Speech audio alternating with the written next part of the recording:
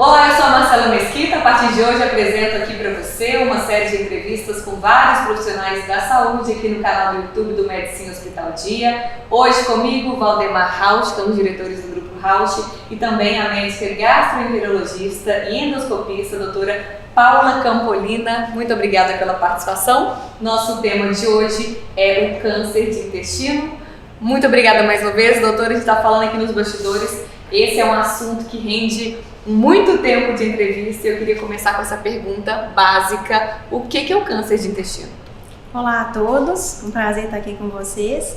Então, o câncer de intestino, ou câncer coloretal, nada mais é do que um aumento das células que ocorre de modo desenfreado na mucosa do intestino, tanto do intestino do cólon ou do reto, e esse aumento desenfreado ao longo do tempo pode gerar uma malignização, um tumor. É importante a gente enfatizar que a grande maioria dos cânceres, eles vêm a partir da formação de um pólipo. O que é um pólipo?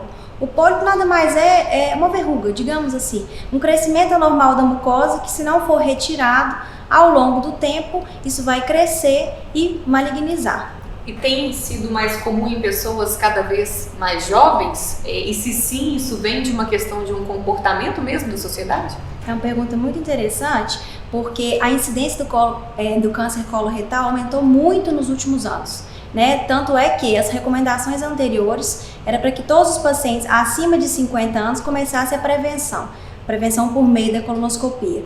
Então, para todo paciente, tanto homens quanto mulheres, a partir dos 45 anos é indicada a colonoscopia. A incidência, a prevalência da doença é muito variável no mundo, mas se a gente pegar dados do Brasil, eu falo aqui de dados do INCA, do Instituto Nacional do Câncer, o câncer coloretal é o segundo mais incidente, tanto em homens quanto em mulheres, daí a importância do tema. Nos homens perde apenas para o câncer de próstata, então é o segundo, logo atrás do câncer de próstata, e nas mulheres perde apenas para o câncer de mama, é o segundo, logo atrás do câncer de mama.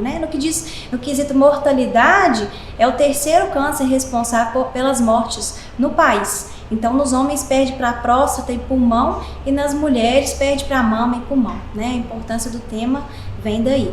E você disse que a colonoscopia hoje é indicada acima de 45 anos. Sim. É anual? Não, a colonoscopia é um exame que, como eu tinha dito, atualmente é indicado para todo paciente acima de 45 anos, mas o intervalo de rastreamento, o intervalo de acompanhamento vai depender do resultado do exame. Se o paciente fez um exame, foi detectado um pólipo, o nosso acompanhamento vai se dar de acordo com o resultado da biópsia.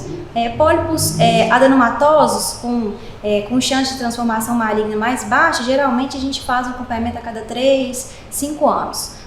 Aqueles pacientes que fazem o exame, o preparo não foi adequado, talvez a gente tenha que repetir no intervalo mais curto para ter a segurança, sabe? Então, o intervalo de acompanhamento vai depender do resultado do exame, mas habitualmente não é anual. Geralmente a gente fica um intervalo mais longo sem realizar o exame, 3, 5 anos. Se eu tenho um caso na família, muda alguma coisa a indicação? Isso é interessante, A gente sabe que o câncer coloretal tem tanto associação genética quanto familiar, ou seja, a gente tem o fator genético contribuindo para o risco de câncer coloretal. Aquele paciente que tem um parente de primeiro grau que tem câncer de intestino ou que tem uma história na família de uma síndrome genética, Lynch, polipose edematose familiar, tem uma síndrome genética. Esse paciente a gente sabe que o risco é maior. Então, o intervalo de início de acompanhamento, de intervalo, às vezes pode ser diferente da população geral. Agora, aqueles pacientes que não têm esse fator,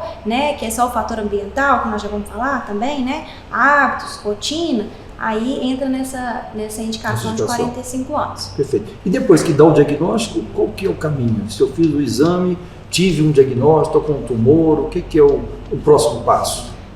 A colonoscopia é o método diagnóstico, padrão ouro para o câncer de intestino, e uma vez feito o diagnóstico, vai depender do estágio do momento do diagnóstico, ou seja, do tamanho da lesão, da localização, do tipo histológico, do estadiamento. É importante a gente enfatizar que se o diagnóstico é precoce, às vezes, em alguns casos, é passível até de tratamento endoscópico, Ressecção por endoscopia, o paciente fica isento daqueles cortes, de uma cirurgia maior.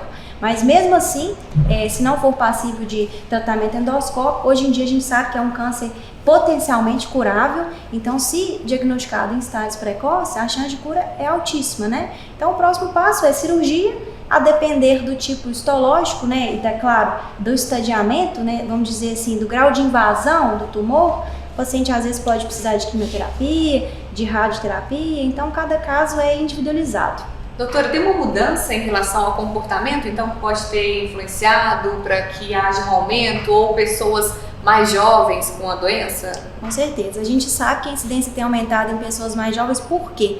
Porque os hábitos da população geral estão ruins, né? Cada vez mais temos pacientes obesos, pacientes que não praticam atividade física, alimentação rica em carnes vermelhas, alimentos processados, né? E a gente sabe quais são os fatores protetores. Manter uma atividade física regular, né, o que a Organização Mundial de Saúde recomenda é que se pratique atividade física pelo menos 150 minutos por semana, pelo menos, né, que alimente-se bem, uma dieta rica em fibras, rica em frutas, vegetais, e desse modo a gente vai diminuir, né, os níveis de obesidade e a gente vai contribuir para a diminuição do risco de câncer coloretal. O que mais que a gastro trata, doutora Paula? O gastroenterologista é o médico responsável por diagnosticar e tratar as afecções, né, as doenças do trato gastrointestinal. Então a gente está apto de tratar lesões na boca, lesões esofágicas, né, do esôfago, do estômago,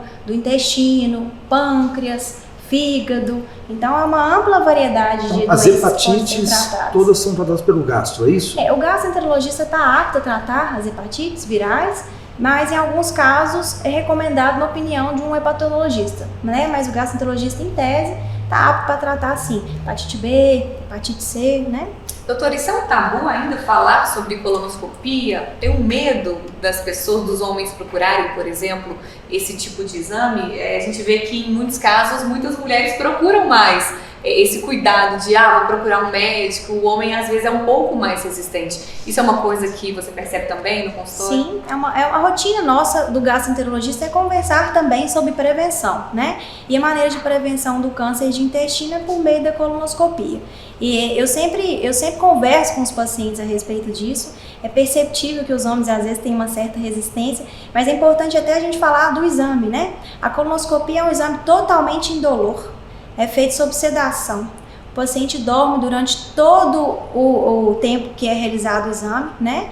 E para a realização do exame é necessário apenas um preparo de intestino, que as orientações é uma dieta restritiva, geralmente um dia antes. O paciente vai ficar com uma dieta pobre em fibras, né, mais hidratação, e vai receber alguns laxantes. Então é um preparo que não é tão difícil quanto parece, é um preparo simples, né, e o exame é extremamente importante. A gente introduz via anal um tubo flexível, tá? Fino, muito pequeno, com uma câmera. E nessa câmera a gente vai examinar geralmente a porção final do intestino fino, do intestino delgado, que é o íleo, e o cólon, né? O intestino grosso todo, tentando identificar esses pólipos, que são essas verrugas, que são lesões pré-malignas, né? A importância do exame se dá nisso. Se a gente detecta esses pólipos são removidos durante o exame e a gente impede que o paciente venha desenvolver ao longo do tempo um câncer de intestino. Então é fundamental que esse conceito seja implementado, né? É um exame muito seguro e indolor. Com anestesia, né? Com anestesia. Esse é o ponto, eu já ia perguntar, um exame que é indolor. Indolor. A pessoa quer saber se sente dor. Não vai sentir nada, né? O exame é feito pelo endoscopista, pelo proctologista, pelo gastroenterologista, né?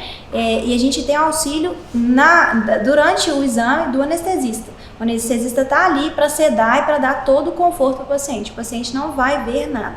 Ele vai dormir durante todo o tempo do exame. Se eu tenho um problema de estômago e tenho uma indicação de fazer uma endoscopia, eu posso aproveitar e fazer a colonoscopia como prevenção? Claro, né? Se o paciente já tem essa indicação, né, vinda de outro profissional e tem indicação de fazer tanto a colonoscopia quanto a endoscopia, esses exames podem ser realizados no mesmo ato anestésico. Então, de certo modo, nós vamos aproveitar, né, aquela sedação. O paciente vai ser submetido primeiro à endoscopia digestiva e logo em sequência ele é submetido à colonoscopia. Então é seguro, né, e é passível de realização. A gente faz com muita frequência os dois exames no mesmo ato. A principal demanda, doutora, é o refluxo? da endoscopia? A endoscopia é variável, né? Mas a grande maioria dos casos de consultório que a gente tem visto é para tratamento, né, e diagnóstico da doença do refluxo gastroesofágico, nas formas mais complicadas, e daqueles casos de dispepsia, que a gente fala aí no dia a dia, gastrite, né? As principais indicações são essas, mas claro, tem outras várias indicações de realização do exame. Esses mitos que o pessoal fala, se é verdade ou não, tem relação com o estresse? Aquele cafezinho também pode contribuir? Sim, assim, as doenças do aparelho digestivo, né, se a gente pensar em dispepsia, na gastrite, está intimamente relacionada a hábitos, sim, né? Hábitos de refeições muito volumosas, hábitos alimentares inadequados, uma dieta rica em processados, embutidos, né? O café é o grande vilão do gastroenterologista, mas claro, tem outras doenças que podem estar associadas. A endoscopia nos ajuda nisso, né? Uma pesquisa de H. pylori, de fazer outros diagnósticos diferenciais. Mas o estresse, a dieta, os hábitos, muito estão relacionados aos sintomas digestivos. Em relação ao câncer de intestino, doutora, quais são os principais sintomas? É importante a gente destacar que a grande maioria dos pacientes é assintomático, né? Mas tem alguns sinais que são alguns sinais de alarme que o paciente deve procurar atendimento. O paciente que vem perdendo peso, né, de forma não intencional, o paciente que apresenta algum sangramento ao evacuar, algum paciente que apresenta alguma alteração do hábito intestinal, então aquele intestino que funcionava normalmente começa a ficar mais preso, ou aquele intestino que começa a ficar mais solto, ou funciona ora mais preso, ora mais solto, né? Dor abdominal, anemia. Então, esses sinais e sintomas levantam alarme para a gente, o paciente deve procurar atendimento. Doutora Paula, criança tem indicação de fazer endoscopia também? Não, as crianças não têm indicação de fazer exames endoscópicos de rotina, mas em alguns casos, né, de ingesta acidental de algum objeto, às vezes é necessário fazer alguma endoscopia de urgência, e em alguns casos em que está tendo alguma perda de peso, tem anemia, tem sangramento, tem algum sinal de alarme, às vezes é necessário a realização tanto de uma endoscopia ou uma coloscopia pediátrica. Então, se uma criança engolir uma tampinha de caneta, uma pratinha, a endoscopia consegue tirar? Na grande maioria das vezes, sim, né? A gente tem aparelhos próprios para crianças e a gente pode retirar os objetos que foram, né, engolidos inadvertidamente por endoscopia. Que tipo de objeto, doutora? Já apareceu algum caso muito inusitado no consultório? Na verdade, essas crianças elas chegam pra gente, na grande maioria das vezes, no pronto atendimento, né? O gastropediatra, o pediatra que recebe. Mas brinquedos, né? Objetos do dia a dia. Moeda é muito frequente a gente ver, então atenção para as mães, porque as crianças realmente elas levam, tem aquela fase oral, né? Que leva os objetos à boca. Então, utensílio de boneca, moeda, é o que a gente vê com mais frequência na rotina. Maravilha. Você precisa de mais exames para fazer o diagnóstico? De câncer coloretal? Como assim? Ultrassom, tomografia, você usa outros recursos? Sim, mas o diagnóstico é eminentemente por colono, né? Mas às vezes o paciente está com uma dor abdominal, faz uma tomografia, né? E a tomografia levanta uma suspeita, ele cai na colono. De todo modo, ele cai na colono para diagnóstico. Porque a colonoscopia, né? Ele vai ter acesso à lesão e à biópsia. A gente precisa da biópsia para ter diagnóstico. Então, o método endoscópico, a não ser que o paciente não tenha condição clínica de fazer colonoscopia ou ele seja abordado ao abdômen agudo, né? Chega com uma dor abdominal, uma perfuração, nesse caso vai ser cirúrgico, eminentemente cirúrgico, e o diagnóstico vai ser com a peça. Mas a grande maioria não, a grande maioria é pela coluna. Doutora Paula, como que é a estrutura de trabalho aqui no Medicina Hospital Dia, né? É uma estrutura completa, facilita para o médico também conseguir ter acesso a tudo no mesmo lugar? Com certeza, né? Aqui os pacientes têm acesso a exames diagnósticos, né? Laboratório completo, os exames de diagnóstico por imagem, o paciente pode fazer tanto tomografia, ultrassonografia, endoscopia, colonoscopia, tudo num só lugar. O que facilita bastante também é o aplicativo, né, que as pessoas podem baixar o aplicativo do Medicina Hospital Dia, elas podem inclusive marcar consultas por esse aplicativo, e a gente reforça que esse agendamento pode ser feito também por telefone, um atendimento que é particular e também plano de saúde. Então, se você precisa de alguma ajuda, anota o telefone 37 3511 3900. Doutora Paula, muito obrigada pela participação, foram ótimas as informações, nosso papel é esse mesmo, trazer informação de qualidade, compartilhar isso com várias pessoas, para que todo mundo fique muito bem informado com a sua informação. Muito obrigada. Muito obrigada, agradeço a todos pelo convite, até a próxima. Muito obrigada, Valdemar, também. Obrigado a você, Marcelo, obrigado, doutora Paula. A doutora Paula Campolina, ela atende pelo Medicina Hospital Dia, você pode agendar a sua consulta, é só baixar o aplicativo ou então entrar em contato por telefone, o número é 37 3511 3900. Até a próxima!